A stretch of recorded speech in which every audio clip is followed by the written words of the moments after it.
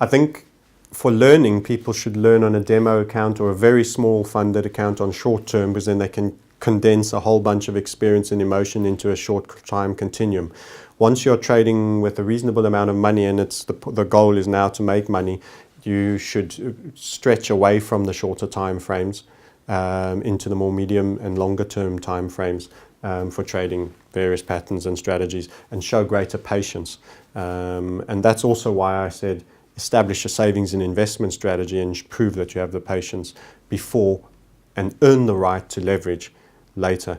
Because if you haven't got the one in place and you haven't got the patience and you're expecting to jump to the peak of the pyramid and vertically integrate all the floors you should have built before, that peak is going to fall to the ground, without the foundations already in place. Several traders use ATR as part of their sales strategy. How in practice do you actually do it? ATR being average true range, yeah. All average true range measures is how much the price has varied during a particular time frame session.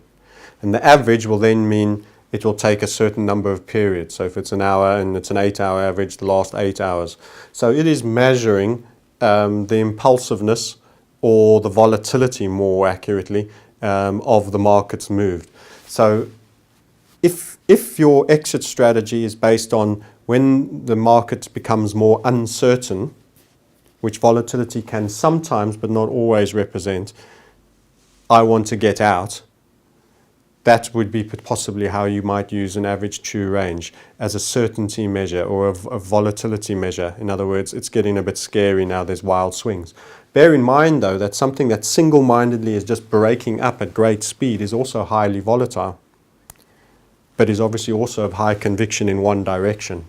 So if you're long, you don't necessarily want to be taken out. So volatility where it is ebb and flow on the high range might represent a top after a bull market. It's typically what happens. The markets get volatile, and many news reporters interchange sell-offs and bear markets to the markets are volatile. What they mean is there's lots of dips and down legs. The correct term means there's both up and wild swings up and down of great range, and the ATR measures that. Okay. What other indicators have people found to have the best outcome when used with ATR?